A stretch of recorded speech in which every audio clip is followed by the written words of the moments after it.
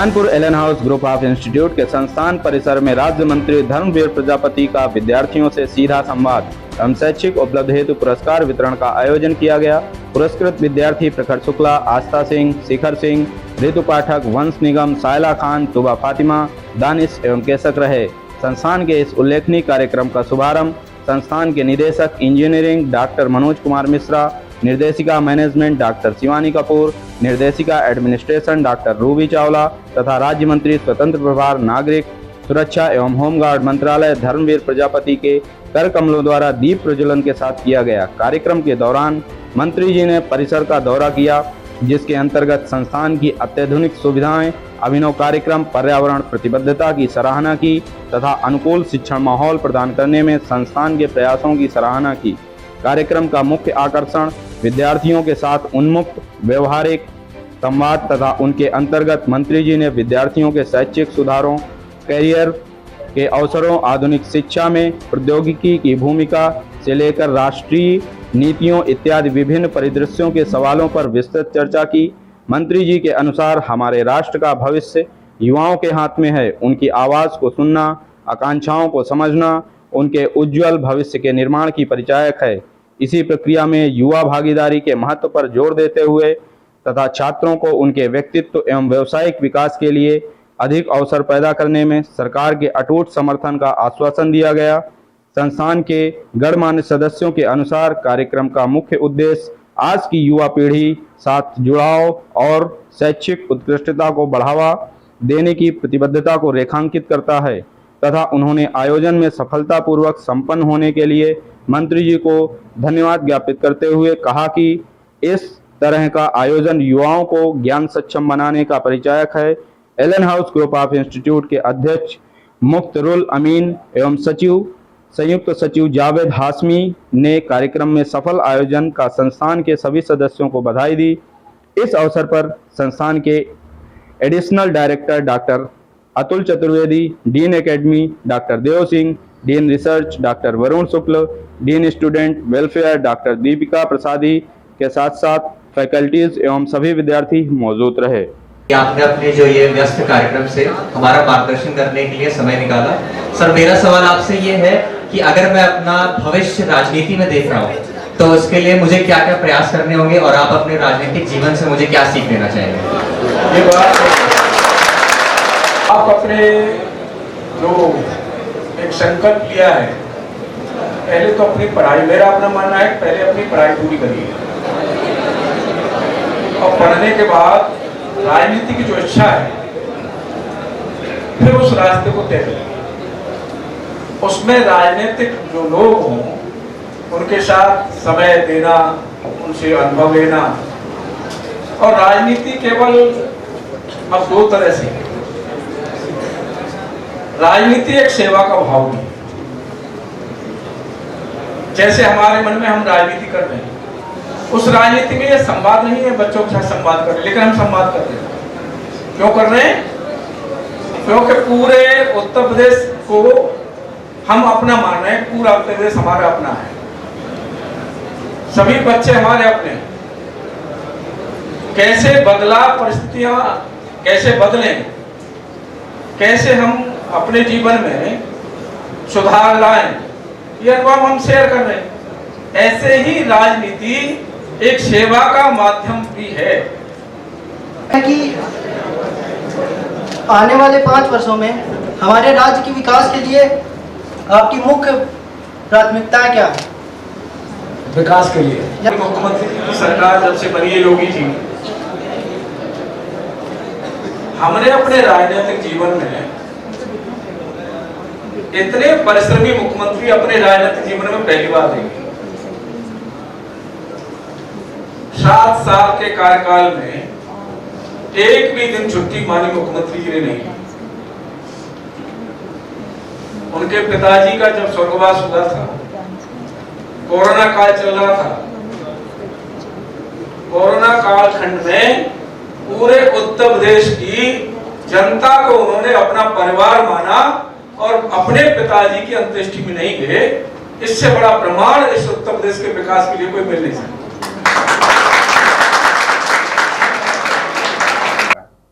मैं doctor Manoj Kumar Mishra, director and house institute of technology. आज हमारे वहाँ हम लोगों को सौभाग्य प्राप्त हुआ, हमारे वहाँ माननीय मंत्री धर्मवीर प्रजापति जी आए और हम लोगों ने इच्छा जाहिर की कि वो हमारे वहाँ जो हैकाथन विनर्स हैं और टॉपर्स हैं बीटेक के, उनको पुरस्कार वितरित करें। उन्होंने हमारी रिक्वेस्ट स्वीकार कर ली और आज वो हैकाथन विनर्स, टॉपर्स को पुरस्कार देंगे और साथ ही साथ उन्होंने इच्छा व्यक्त की वो बच्चों से संवाद भी करेंगे।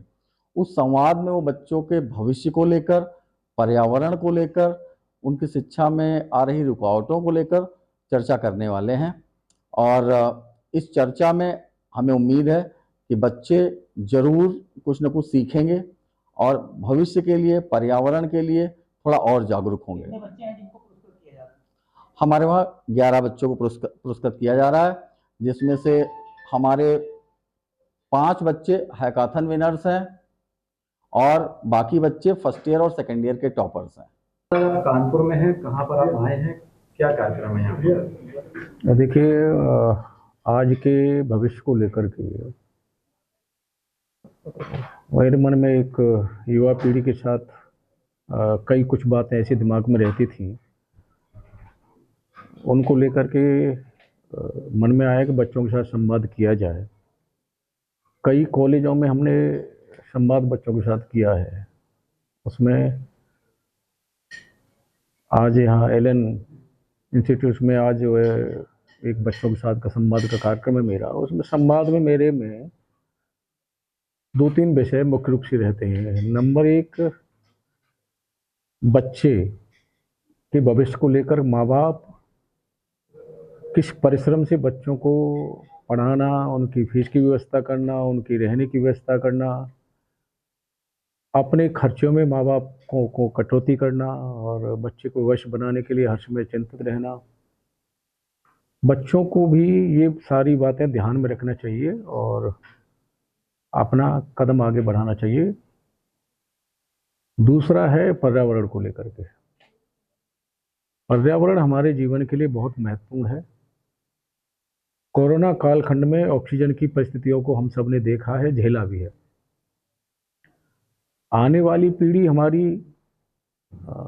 ऑक्सीजन के लिए सुरक्षित रहे, आने वाली पीढ़ी हमारी पर्यावरण की दृष्टि से के लिए हम क्या कर सकते हैं आने वाली पीढ़ी के लिए। हम सब की जिम्मेदारी है कि हम सब लोग आने वाली पीढ़ी के लिए शुद्ध हवा, शुद्ध ऑक्सीजन और जल भी संरक्षित करके हम लोग जाएं, ये हम सब की जिम्मेदारी है। इन्हीं विषयों को लेकर के मेरे बच्चों के साथ संवाद होता है। बच्चा हमारा भविष्य है और बच्चे अगर उसमें फॉलो करने लग जाएंगे तो मैं मानता हूँ कि हम सब लोग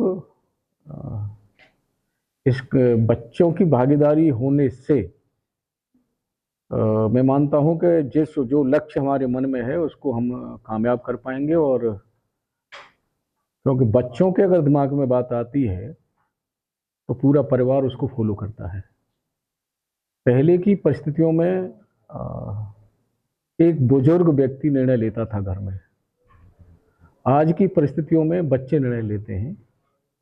तो इसलिए बच्चों के साथ संवाद करना हमने बहुत ज़रूरी समझा है और उद्देश्य यही है बच्चों के साथ। ये संवाद आज का कार्यक्रम है, संवाद के साथ साथ कोई योजनाएं भी हैं उनको बताने के लिए या समझाने के लिए? निश्चित रूप से उनके भविष्य को लेकर के और क्या करना चाहिए, कुछ बातें हैं बच्चों को जो बताने की, वो बच्चों को हम लोग बताते भी हैं।